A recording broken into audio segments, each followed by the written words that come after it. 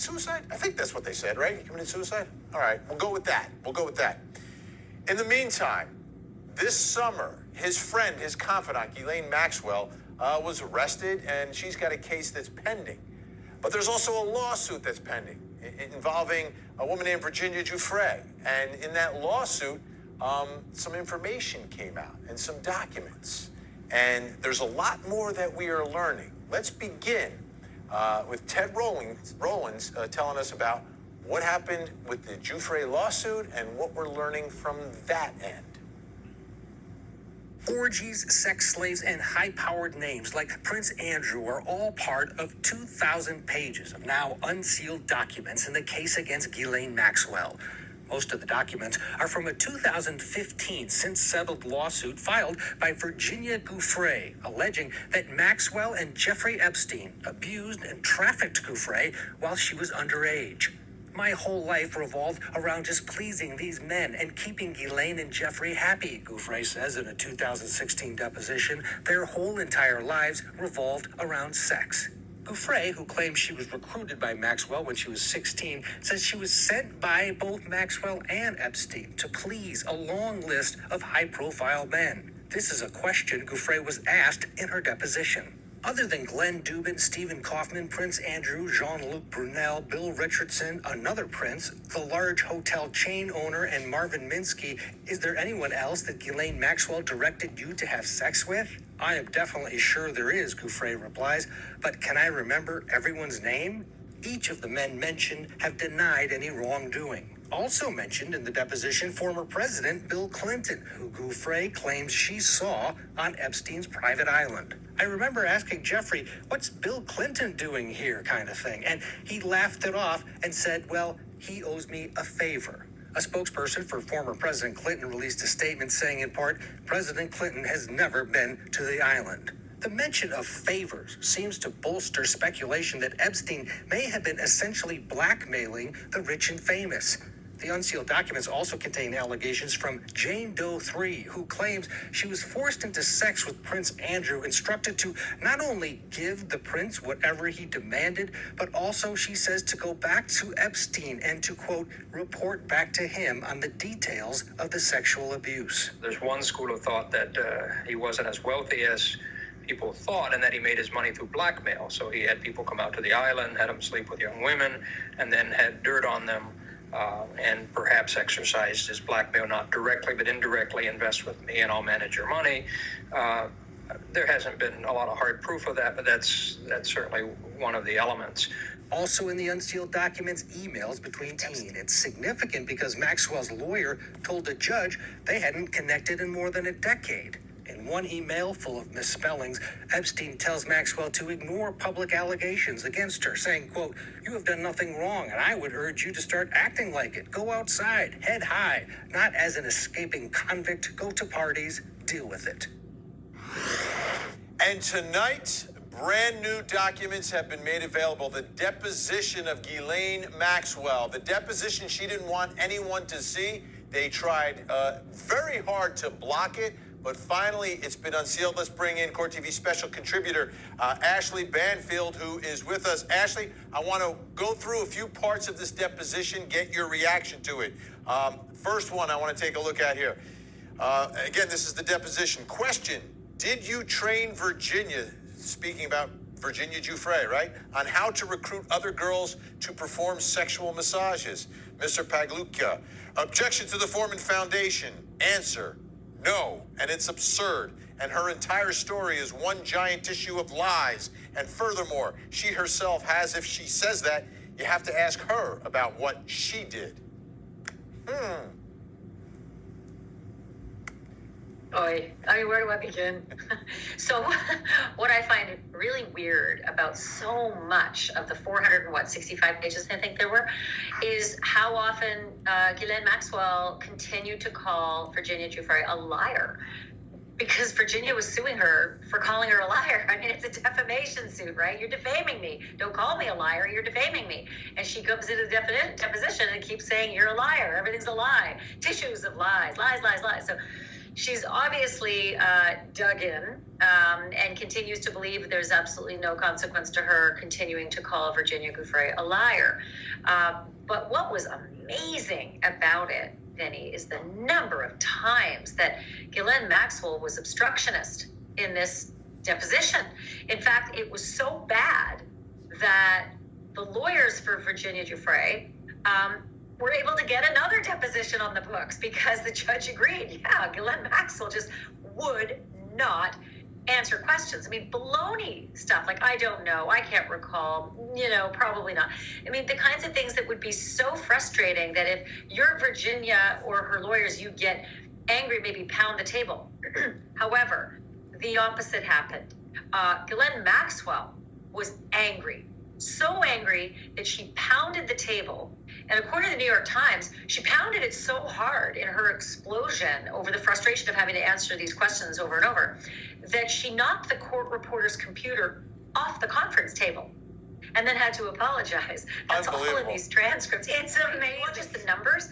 This is according to the Miami Herald. That's just done such absolutely phenomenal reporting on this case, and in fact sued to get these documents.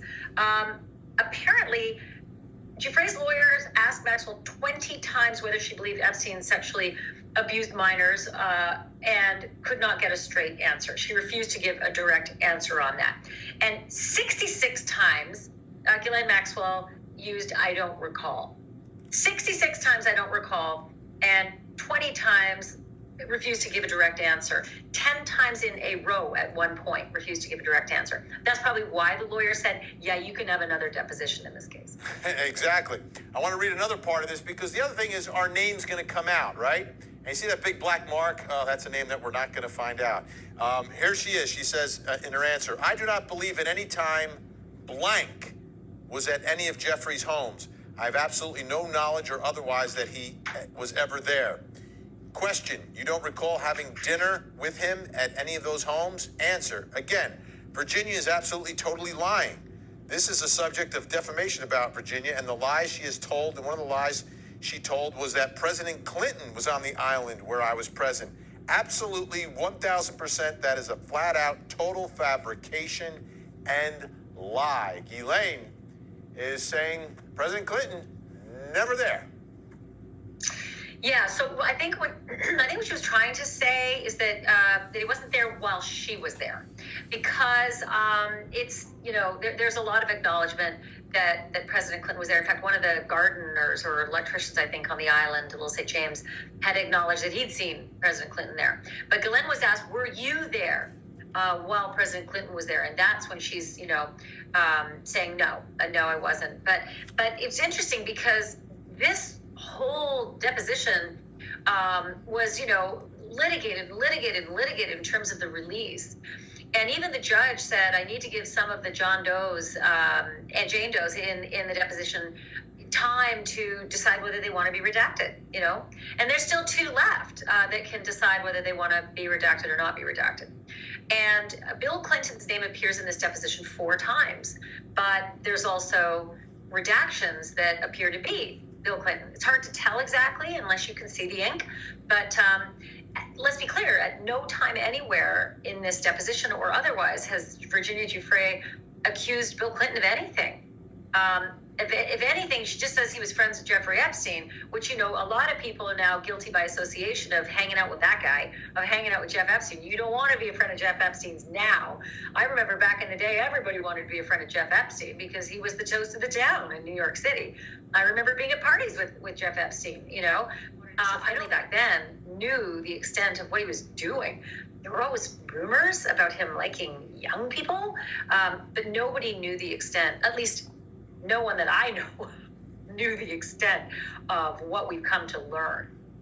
All right. You mentioned President Clinton 3 more times reference. Let's put it up on the screen from the deposition question. You did fly on planes, Jeffrey Epstein's planes with President Clinton. Is that correct? Answer. I have flown, yes. Would it be fair to say that President Clinton and Jeffrey are friends? Answer. I wouldn't be able to characterize it like that, no.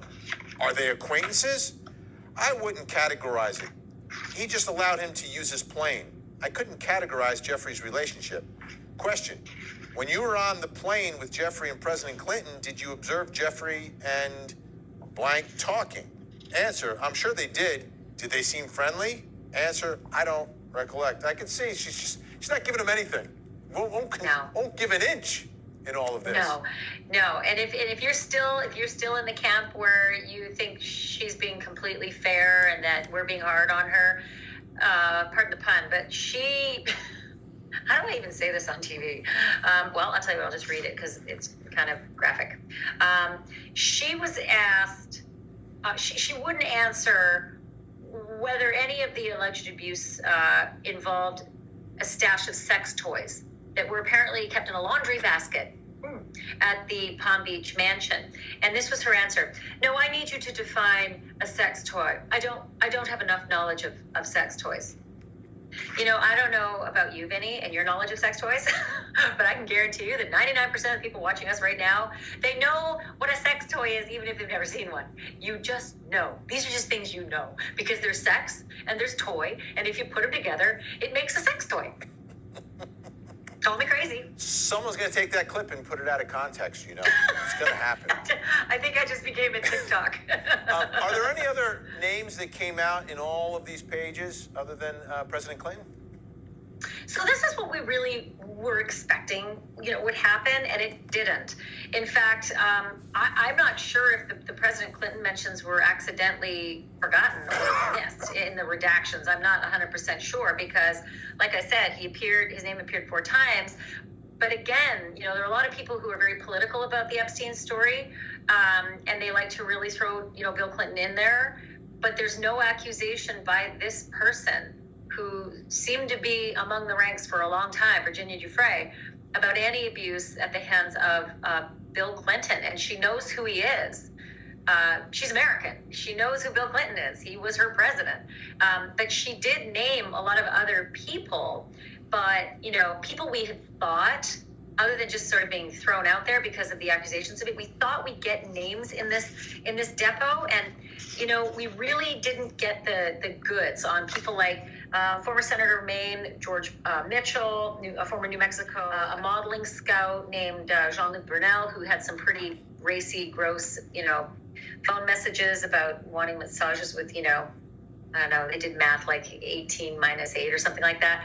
And hotel magnate Tom Pritzker, New York hedge fund manager Glenn Dubin, who you mentioned, and of course, England's Prince Andrew. So nothing, we were really hoping that we'd get at least a little more information. But because of all the redactions, we can't be certain exactly who is who in these allegations. But it was really interesting to hear. I mean, interesting. That's a euphemism for ridiculous. To hear Ghislaine Maxwell's answers to Ms. Maxwell, why is a 17-year-old Virginia Giuffre photographed with Prince Andrew with his arm around her waist and hand on her midsection in your London flat, and you're in the background of the picture? And she just really couldn't answer and was very, deflective, again, obstructionist. I have no knowledge of that photograph, and I just don't know I don't know anything about it. Come on. You can't say, it's your apartment that's in the picture. You're in the picture. The prince is in the picture. A 17-year-old Virginia's in the picture, snuggled up next to the prince with his hand around her waist, and she's wearing a very small tank top, and his hand is right underneath her breast around her midsection. It's not a comfortable picture.